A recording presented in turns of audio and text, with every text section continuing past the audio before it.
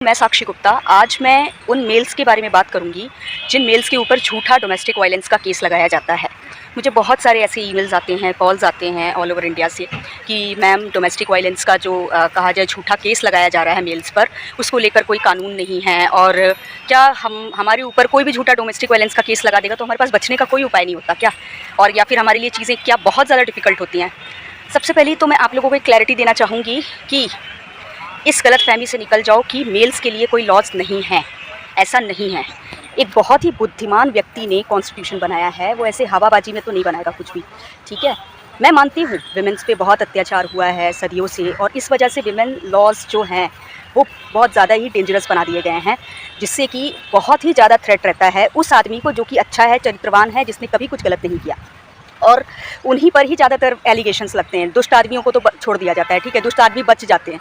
जो अच्छे आदमी होते हैं उन्हीं पर झूठा एलिगेशन लगाया जाता है। बहुत रेयर ऐसे होंगे जो वाकई में दुष्ट हैं और उनके ऊपर प्रॉपर केस लगाया गया है, लेकिन ज़्यादातर आप देखना कि वो फंसे हुए ही आदमी रहते बेचारे, जिनकी गलती नहीं रहती है लेकिन उनको फंसा दिया जाता है। तो मैं तो सबसे पहले आपको ये बताऊँगी कि अगर कोई एडवोकेट आपको ये बोल रहा है कि मेल्स के लिए लॉज नहीं हैं तो वो गलत बोल रहा है। डेफिनेटली जो जज होता है वो बहुत ज़्यादा ही कहा जाए स्ट्रिक्ट होता है विमेंस के मामले में, और डेफिनेटली ज़्यादातर जजमेंट्स भी विमेंस के फेवर में आते हैं, डेफिनेटली लॉज भी विमेंस के फेवर में हैं। लेकिन इस गलतफहमी से निकल जाओ कि जो आदमी है उसके पास क्रॉस काउंटर प्रोटेक्शन नहीं होता है। उसके पास क्रॉस काउंटर प्रोटेक्शन होता है बशर्ते उसके पास एक अच्छा वकील हो, एक एक्सपीरियंस्ड एडवोकेट हो, एक स्किल्ड एडवोकेट हो, एक ऐसा एडवोकेट जिसकी लीगल रिसर्च इतनी अच्छी है कि वो आराम से तोड़ निकाल सकता है आपके मामले में। मैं बता रही हूँ, इस देश में दाऊद इब्राहिम जैसे लोग भी बरी हो जाते हैं, बाइज्जत बरी हो जाते हैं, ठीक है। बहुत सारे ऐसे घटिया पर्सनैलिटी हैं जो कि ईजिली छूट जाते हैं कोर्ट से, और उनको पैसा भी यूज़ नहीं करना पड़ता है कई बार, तो उन्हें बस वकील की फ़ीस देनी होती है, बाकी वकील अपनी तुकड़म बुद्धि लगाकर उनको पता नहीं कैसे बचा लेता है। तो आप इस चीज़ को समझो कि ये जो लॉस के साथ खेलने वाले खिलाड़ी होते हैं ना, जिसको वकील बोलते हैं, ये आपके उसी पेचीदा केस को कैसे घुमाकर और सेट कर देंगे कि आप बच जाओगे। तो मैं आपको बता दूं, मेल्स इस गलतफहमी से निकल जाओ, आप बड़े से बड़े डोमेस्टिक वायलेंस के केस से निकल सकते हो बशर्ते आपके पास एक ताकतवर वकील हो, एक स्किल्ड एडवोकेट हो, एक ज़बरदस्त एडवोकेट हो, ठीक है। और कई बार क्या होता है, थोड़ा सा बाहर की दुनिया में भी दिमाग लगाना पड़ता है, ठीक है। आप इस चीज़ को भी समझो, आप उनकी फैमिली से बात करो, आप उन लोगों से बात करो जो उस औरत की सच्चाई को जानते हैं। मैं लिटरली बता रही हूँ, सारी की सारी बैटल्स अगर कोर्ट में ही लड़ने की कोशिश करोगे तो कई बार आपका न्याय नहीं हो पाता है। आपको समाज वालों से बात करनी पड़ती है, आपको उन लोगों से बात करनी पड़ती है जो खुद भी उस औरत के बारे में बताते हैं आपको कि नहीं, औरत गलत है, ठीक है। तो ऐसा नहीं है, आपको बात करना है, बहुत ज़्यादा नेगेटिव नहीं रहना है। लगातार अगर आप बात करते रहोगे तो समाज वाले, रिश्तेदार लोग भी सोचेंगे दो बार कि नहीं, ऐसा नहीं है, ठीक है। हो सकता है कि उस औरत ने गलत किया हो, तो आप ऐसे भी कोर्ट के बाहर भी थोड़ा कोशिश करते रहो, ठीक है। कई बार विमेंस कैरेक्टरलेस होती हैं, तो जिसके साथ वो जुड़ी हुई हैं उस आदमी से जाकर बात करो, उसकी फैमिली से जाकर बात करो, थोड़ा बाहरी दबाव भी बनाओ। साथ ही साथ जो वकील है वो भी बहुत अच्छा चुनो, ऐसा चुनो, इतने स्किल्ड एडवोकेट चुनो कि वो तोड़ निकाल ले, जितने लॉज अवेलेबल हैं मेल्स के लिए उसी में से तोड़ निकाल ले। और पता है, क्रॉस काउंटर लॉज हैं, आराम से हैं, उस पर बस अच्छी लीगल रिसर्च करने वाला एडवोकेट होना चाहिए, ठीक है। लॉज ढूंढने की समझ होनी चाहिए, हम किस तरीके से उन्हीं लॉज को यूज़ करके जो मेल्स के लिए बने हैं उसको यूज़ करके हम कैसे बच सकते हैं, यही तो स्किल होती है। अदरवाइज़ लॉज क्या है, लॉज आप लोग भी पढ़ लो और अपना अपना केस लड़ दो, राइट। लेकिन एक एडवोकेट और एक आम आदमी में यही फ़र्क होता है कि एडवोकेट को बहुत अच्छे से पता है कि मेरे पास जितने अवेलेबल लॉज हैं इस पर्टिकुलर मैटर पे, इसके साथ मुझे कैसे खेलना है, जो भी अवेलेबल एविडेंस हैं उसके साथ एसोसिएट करके मुझे कैसे पूरी स्ट्रेटजी बनानी है और सारी चीज़ों को कोर्ट के सामने प्रेजेंट करना है। क्रॉस एग्जामिनेशन भी एक बहुत बड़ा पॉइंट होता है जहाँ पर अच्छे एक्सपोज हो जाते हैं। जितने खेल रहे होते हैं और जितने झूठे एविडेंस प्रेजेंट कर रहे होते हैं, झूठे विटनेसेस रख रहे होते हैं, सब वहीं के वहीं हिल जाते हैं जब एक अच्छा क्रॉस एग्जामिनेशन करने वाला स्किल्ड एडवोकेट एंट्री करता है कोर्ट में। तो इस चीज़ को समझिए आप कि प्रॉब्लम आपके एडवोकेट में है, प्रॉब्लम आपके लॉज में नहीं है। लॉज इतने भी ख़राब नहीं है मेल्स को लेकर कि अतुल सुभाष जैसी हस्ती को, ठीक है, जो कि बेचारा इतना साफ़ सुथरा अच्छा आदमी था, इतना पढ़ा लिखा आदमी था, इतना एजुकेटेड, और सिर्फ कहा जाए एकेडमिक बेसिस पे एजुकेटेड नहीं था वो मतलब एक कहा जाए हर पर्सपेक्टिव से एजुकेटेड पर्सन था, उस आदमी को सुसाइड अटैम्प्ट करना पड़ जाए। इतना ख़राब लॉ नहीं है। प्रॉब्लम क्या है कि हम किसी गलत वकील के चक्कर में पड़ जाते हैं, या फिर कहा जाए कि वो वकील उतना काबिल नहीं होता है जितना उसको होना चाहिए, ठीक है। या तो खुद स्टडी करिए, वो कहते हैं ना जब अपने पे आती है तो आदमी तैरना भी सीख जाता है। खुद स्टडी करिए और खुद केस लड़िए, ठीक है। तो इस चीज़ को दिमाग में रखिए कि इंसान अगर ठान ले तो हर जगह रास्ता है।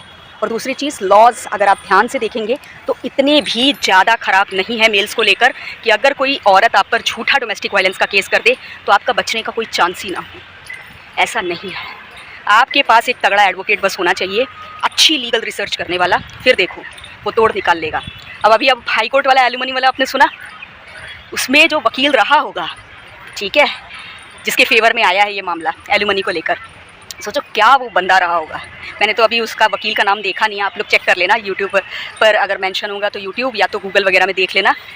तो वही चीज़ है। तो जितने भी मेल्स हैं जो कि निर्दोष हैं, मत डरो, खुद को आईने में देखो और बोलो कि इतना भी मैं बर्बाद इंसान नहीं हूँ, इतना भी मैं ख़त्म इंसान नहीं हूँ। मुझे भी उसी ईश्वर ने बनाया है और उस औरत को भी उसी ईश्वर ने बनाया है, और मैं अगर ठान लूँ तो मैं तोड़ निकाल सकता हूँ। ठीक है, बस आपको कोई इल्लीगल रास्ता नहीं अपनाना है, क्योंकि फिर वहाँ पर भगवान आपके अगेंस्ट चल देंगे।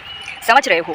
आप भगवद गीता भी पढ़ना, भगवद गीता बहुत ज़रूरत होती है ऐसे मोमेंट में जब आप पर झूठा एलिगेशन लगाया जाता है, आपके ऊपर गलत किया जाता है, अन्याय किया जाता है, अत्याचार किया जाता है। तो उस सिचुएशन में भगवद गीता, और ऐसे भी आप पढ़ो, नॉर्मली भी पढ़ो, भगवद गीता पढ़ो, उसमें देखो कि जो इंसान साफ़ सुथरे तरीके से लड़ाई लड़ रहा है, कहीं कहीं पर कई बार छल की ज़रूरत होती है, लेकिन वो छल भी इल्लीगल नहीं होना चाहिए। समझ रहे हो?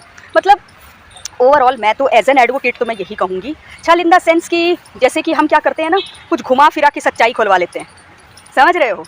मतलब आप क्रॉस एग्जामिनेशन में देखना, आपको सबसे बड़ा छलिया एडवोकेट लगेगा कि बाप रे देखो कैसे छल छल के सामने वाले का पूरा सच्चाई निकलवा ले रहा है। ठीक है, तो उस टाइप का मैं कह रही हूँ कि आप थोड़ा सा तिकड़म बुद्धि लगाओ और चीज़ों को हैंडल करो, कोई इलीगल काम मत करो।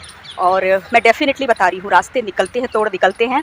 एक्चुअली एज एन एडवोकेट मुझे बहुत सारी बातें बताना रिस्ट्रिक्ट भी होता है, दैट्स वाई मैं बताती नहीं हूँ। नहीं तो मेरी अपनी खुद की भी लाइफ एक्सपीरियंसेस हैं, जहाँ पर मैंने देखा है कि जहाँ पर लोगों ने कहा था बेटा तुम गए अब ख़त्म, मैटर क्लोज तुम्हारा, मैंने वहाँ पर भी झंडा, एक बोलते ना, अपना जीत का झंडा फहरा के रही हूँ। तो वो चीज़ें हैं, और मैं ऐसे हवाबाजी में कुछ नहीं बोल रही, मेरे अपने लाइफ के पर्सनल एक्सपीरियंसेस रहे हैं। धीरे धीरे थोड़े ऐसे एक्सपीरियंसेस जो मैं शेयर कर सकती हूँ एज एन एडवोकेट, मैं डेफिनेटली करूँगी, जिससे आप लोगों को क्लू मिले। और बाकी आप लोगों को अपना होम टाउन बताना चाहूँगी, बैकुंठपुर कोरिया, छत्तीसगढ़। ठीक है, that is my home town. मेरी पर्सनैलिटी के बारे में, मेरे बारे में बहुत कुछ आप लोगों को वहाँ से भी पता चल सकता है। तो आप वहाँ से भी पता करोगे तो आपको बहुत कुछ डिटेल्स ऐसी मिलेंगी कि हाँ, she is not saying this type of things, इतनी करेजियस टाइप की चीज़ें ऐसे तो नहीं बोल रही है। ठीक है, बाकी कोई इसको प्रमोशन ना समझे, मेरे पास तो कुछ भी आते हैं अगर डोमेस्टिक वायलेंस के केस वगैरह, तो मैं तो सीधा मना करती हूँ। अगर फ्रेश मैटर है तो आदमी किसी तरह ले लेता है रिस्क लेकर कि चलो भाई 1.5 साल एक्सपीरियंसड हूँ, करने का ट्राई करके देखती हूँ। लेकिन 1.5 साल एक्सपीरियंस वाले वकील पर कभी भी ट्रस्ट मत करो बहुत ज़्यादा, क्योंकि भाई वो बेचारा कितना भी हो, वो ले दे के सीख रहा होता है। ठीक है, हमारे लिए अभी एग्रीमेंट नोटिस बनाना ही अपने आप में एक चैलेंज होता है। तो वो सारी चीज़ें हैं, हम बहुत ही ये कहते हैं ना, ऐसे घसीट घसीट के चलने वाले एडवोकेट्स हैं। मैं अपनी तारीफ़ नहीं कर रही हूँ मैं यहाँ पर, मैं बस सीधी सीधी एक चीज़ बोल रही हूँ। मेरे पास बहुत सारी करेज से रिलेटेड एक्सपीरियंस है, जिससे कि मैं आपको मोटिवेट कर सकती हूँ एज एन एडवोकेट। लेकिन अगर आप मुझसे ये एक्सपेक्ट करके आ रहे हो she is an very expert advocate, नहीं, मैं एक्सपर्ट एडवोकेट नहीं हूँ।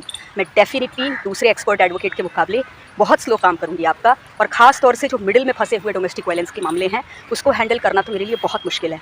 मैं कुछ भी नहीं, मैं जो मेरी सच्चाई है वो भी मैं खुल के बताऊंगी, जो मेरी कमियां हैं वो भी मैं खुल के बताऊंगी। बार काउंसिल को ये चीज़ भी सुनिश्चित करनी पड़ेगी कि एक वकील अपनी कमियां भी उतनी खुल के बताए। मैं एक ऐसी वकील बनना चाहती हूँ जो अपनी खूबियाँ भी खुलकर बताऊंगी कि हाँ भाई, ईमानदारी के मामले में कोई उंगली खड़ी कर ले मेरे पे तो मान लूँ मैं, लॉयल्टी के मामले में, ट्रांसपेरेंसी के मामले में क्लाइंट के साथ, लेकिन एक्सपीरियंस के मामले में, नॉलेज के मामले में, मानो या ना मानो, पर सच्चाई यही है कि साक्षी गुप्ता एडवोकेट का एक्सपीरियंस और नॉलेज अभी बहुत कम है इन द लीगल फील्ड। ठीक है, तो मुझे अपनी कमियां, अच्छाई दोनों बताने में कोई खौफ नहीं है। और बार काउंसिल से भी मेरी यही रिक्वेस्ट है कि अपने जितने भी आपके सीनियर वकील हैं उनको ये भी बोलो कि अपनी कमियां भी क्लाइंट को बताओ कि भाई मेरे में ये कमी है। ठीक है, ये भी रूल पास करो। बाकी आज के लिए बस इतना ही, धन्यवाद।